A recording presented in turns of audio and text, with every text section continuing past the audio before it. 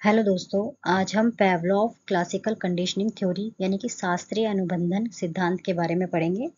जो CTET exam के लिए और जो भी बच्चे टीचिंग लाइन में जा रहे हैं उनके लिए ये थ्योरी बहुत ही इम्पोर्टेंट होने वाली है। ये वीडियो इम्पोर्टेंट होने वाली है और मैंने कोशिश करी है छोटी वीडियो में ही सारी चीज़ें मैंने कवर अप करने की कोशिश करी है, तो ये आपके लिए यूज़फुल होगी। तो चलिए शुरू करते हैं। पैवलोव का सिद्धांत, जिसे शास्त्रीय अनुबंधन सिद्धांत यानी कि क्लासिकल कंडीशनिंग थ्योरी भी कहा जाता है। ये रूसी वैज्ञानिक आईपी पैवलोव द्वारा प्रतिपादित किया गया था। इनका पूरा नाम क्या था? आईपी पैवलोव। या ये रूसी वैज्ञानिक थे। तो ये भी एग्जाम में पूछ लिया जाता है कि इनका पूरा नाम क्या था। यह सिद्धांत सीखने की प्रक्रिया को समझाने के लिए प्रयोग में किया जाता है, यानी कि सीखने की प्रक्रिया को समझाने के लिए प्रयोग में किया जाता है। इसमें किसी अस्वाभाविक उद्दीपन यानी कि अनकंडीशन स्टिमुलस को स्वाभाविक उद्दीपन यानी कि कंडीशन स्टिमुलस से जोड़कर एक नई अनुक्रिया उत्पन्न की जाती है। आई होप आपको समझ में आया होगा। किसी चीज को किसी से जोड़कर उस उसको नेचुरल मतलब कि स्वाभाविक यानी कि हमारे स्वभाव में ही वो चीज आ जाए, इस तरीके से उसको जोड़कर एक नई अनुक्रिया उत्पन्न की जाती है। पेवलोव का जो प्रयोग था उन्होंने किस पर किया था वो भी जान लेते हैं। ये भी इम्पोर्टेंट क्वेश्चन होता है क्योंकि काफी और भी थ्योरी है तो मिसमैच हो जाता है। तो पेवलोव ने किस पर किया था? एक कुत्ते पर एक्सपेरिमेंट किया था। जो उनका उपयोग था वो किस पर हुआ था? कुत्ते के पर। जैसे पेवलोव ने अपने सिद्धांत को समझाने के लिए कुत्ते पर एक प्रयोग किया। ठीक है, ये याद कर लेना। पेवलोव ने किस पर किया था? कुत्ते पर। उन्होंने कुत्ते को भोजन दिया, ठीक है, जिससे उसके मुंह में स्वाभाविक रूप से लार टपकने लगी। यानी कि स्वाभाविक प्रक्रिया नॉर्मली होता है। जो भी खाने को देखकर कुछ अच्छा डिलीशियस खाना होता है, हमारे मुंह में भी पानी आ जाता है। जैसे गोलगप्पे का नाम सुनकर ही मुंह में पानी आ जाता है, तो वैसे ही कुत्ते को हम भोजन देते हैं तो उसके मुंह से लार टपकनी शुरू हो जाती है। तो जो कि स्वाभाविक प्रक्रिया है। फिर उन्होंने भोजन देने से पहले घंटी बजाई।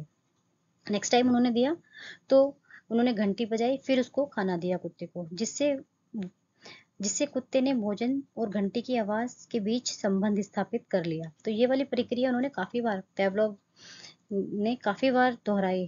तब जाके कुत्ते ने पहले घंटी की आवाज सुनी, फिर उसको भोजन मिला। तो कुछ समय बाद जब केवल घंटी बजाई गई और भोजन नहीं दिया गया, तब भी कुत्ते के मुंह से लार टपकने लगी। तो ये अस्वाभाविक प्रक्रिया थी। पहले घंटी बजती थी तो उसके मुंह में लार नहीं आती थी, सिर्फ खाने को देख के लार आती थी। अब घंटी बजने पर भी उसके मुंह में लार आ रही है, तो उसने रिलेट कर लिया कि घंटी बजेगी तो मतलब मेरा टाइम हो गया खाना आने का। घंटी बजी, खाना आने का टाइम हो गया। तो उसने रिलेट कर लिया कि घंटी बजेगी तो खाना आ रहा है। तो ये हो गई उसकी क्लासिकल कंडीशनिंग, यानी कि अ, यही क्लासिकल कंडीशनिंग कहलाई। मतलब तो आई होप क्लियर हुआ होगा आपको। कोई भी डाउट हो प्लीज कमेंट के थ्रू मुझसे पूछ लीजिएगा आप, या आप चाहते हो कि मैं और क्लियर करूं तो आप प्लीज बताइएगा।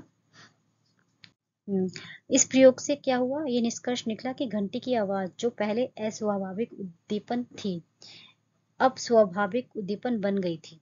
कुत्ते ने इसे भोजन से जोड़कर अनुक्रिया करना सीख लिया था। समझ में आया होगा ये? शिक्षा और व्यवहार में उपयोग। इस सिद्धांत का मतलब कि जो ये कंडीशनिंग थी, इसका हम कैसे शिक्षा में और अपने व्यवहार में उपयोग कर सकते हैं, तो देखते हैं ये भी। यह सिद्धांत शिक्षा में उपयोगी है, बिल्कुल उपयोगी है, क्योंकि इससे यह समझा जा सकता है कि बच्चे कैसे नए व्यवहार सीखते हैं। शिक्षकों द्वारा छात्रों को सकारात्मक उद्दीपन देकर सीखने की प्रक्रिया को प्रभावित बनाया जाता है, मतलब बनाया जा सकता है या जाता है। इस कंडीशन के द्वारा हम कोई बच्चे की गलत आदत को भी हम सही कंडीशन अगर मिलती है तो वो चेंज कर सकते हैं। उदाहरण के लिए, यदि किसी छात्र को हर बार सही उत्तर देने पर प्रशंसा मिलती है तो भी सही उत्तर देने के लिए प्रेरित होगा। ठीक है, अगर उसने सही आंसर दिया है और हमने अच्छे से उसको प्रेरित किया, मतलब मोटिवेट किया, वाओ, या उसको कुछ छोटा सा गिफ्ट या चॉकलेट दी, तो उसके अंदर दोबारा से वो चीज करने की प्रेरणा मिलेगी, वो दोबारा से वो चीज करेगा।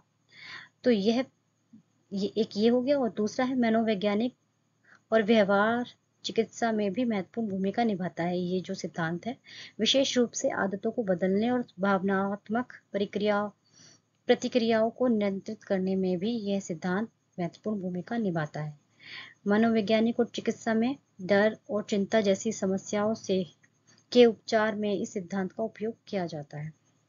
उदाहरण के लिए फोबिया यानी कि डर को दूर करने के लिए व्यक्ति को धीरे धीरे उस वस्तु या परिस्थिति से परिचित कराया जाता है जिससे उसे डर लगता है। यानी कि किसी को डर लगता है, सपोज करिए किसी को अंधेरे कमरे में डर लगता है, तो उसको बार बार उसी चीज से मतलब परिचित कराना, मतलब कि वहां पे जाओ, वहां पे कुछ आपको मतलब उसको कुछ ना कुछ बार बार सेम प्रक्रिया कराना। मतलब तो डर लगता है, किसी को पानी से डर लगता है तो उसको स्विमिंग सिखाना और उसके साथ सपोर्ट करना, तो वो धीरे धीरे फैमिलियर हो जाएगा पानी से। मेरा आई होप समझ में आया होगा आपको। तो उसको डर उसका धीरे धीरे कम हो जाएगा, खत्म हो जाएगा। तो विज्ञापन और मार्केटिंग में कैसे कर सकते हैं हम? कंपनियों अपने उत्पादों को, जो उत्पाद होते हैं, उनके जो भी प्रोडक्ट्स होते हैं, सकारात्मक भावनाओं से जोड़ने के लिए भी इस सिद्धांत का प्रयोग करते हैं। जो मार्केटिंग में विज्ञापन होते हैं, एडवर्टाइजमेंट होते हैं, मार्केटिंग होती है, उसमें जो भी प्रोडक्ट्स होते हैं वो लोगों तक वो पहुंच पाए, लोग उनको ज़्यादा से ज़्यादा यूज़ करें, तो वो भी इसके लिए इस सिद्धांत का उपयोग किया जाता है। उदाहरण के लिए किसी ब्रांड को खुशी, सफलता या आकर्षण से जोड़कर उपभोक्ताओं को प्रभावित किया जाता है। समझ में आया होगा आपको। व्यवहार सुधार में कैसे सिद्धांत का उपयोग करते हैं? बच्चों या पालतू जानवरों को अनुशासन सिखाने के लिए इस सिद्धांत का उपयोग किया जाता है। बिल्कुल, जैसे कि अभी आपने देखा, ये उन्होंने कुत्ते पर किया था, कुत्ते ने कैसे घंटी से रिलेट किया भोजन को और उसके मुंह से लार आने लगी। उदाहरण के लिए यदि किसी बच्चे को हर बार अच्छा व्यवहार करने पर इनाम मिलता है तो वह उस व्यवहार को दोहराने लगता है। यानी कि कुछ उसने अच्छा किया तो उसको कुछ ना कुछ मिला, तो वो फिर वो बार बार करेगा उस चीज को। कार्यस्थल पर कैसे कर्मचारियों को प्रोत्साहन देकर उनके प्रदर्शन को बेहतर बनाया जाता है, मतलब जा सकता है या जाता है। यदि किसी कर्मचारी को अच्छा काम करने पर बोनस या प्रशंसा मिलती है तो वह आगे भी अच्छा प्रदर्शन करने के लिए प्रेरित होगा।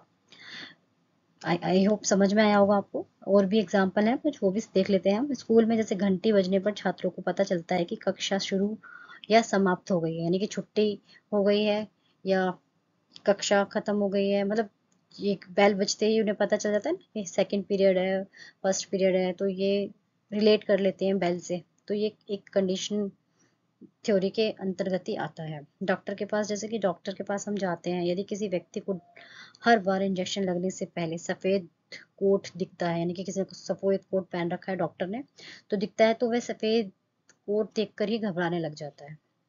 तो ये मतलब अपने उस चीज किस चीजों को रिलेट कर कर अपने ही अंदर वो एक कहते हैं ना कॉन्सेप्ट बना लेते हैं कि हाँ ये इंजेक्शन लगाने वाला ही डॉक्टर है, इंजेक्शन लगाएगा, मैं इनके पास नहीं जाऊंगा। ऐसे ही पालतू जानवरों के प्रशिक्षण में कुत्तों को सीटी की आवाज से भोजन मिलने की आदत डालकर प्रशिक्षित किया जाता है। जैसे कि एक्सपेरिमेंट किया है पेवलोव ने कुत्ते पर, तो एक्सपेरिमेंट भी बताया गया है। आई होप आपको समझ में आया होगा कि पेवलोव का सिद्धांत क्या है, इसकी थ्योरी में क्या है, इन्होंने किस पे एक्सपेरिमेंट किया और इनकी थ्योरी से हमें कितना कुछ सीखने को मिलता है और कहाँ कहाँ हम इनकी थ्योरी को यूज कर सकते हैं या कर रहे हैं। तो चलिए फ्रेंड, आज इतना ही। तो अगर आपको मेरी वीडियोस अच्छी लगी तो please like, subscribe and share करिए मेरी वीडियोस को, ज़्यादा से ज़्यादा शेयर करिए। Thank you.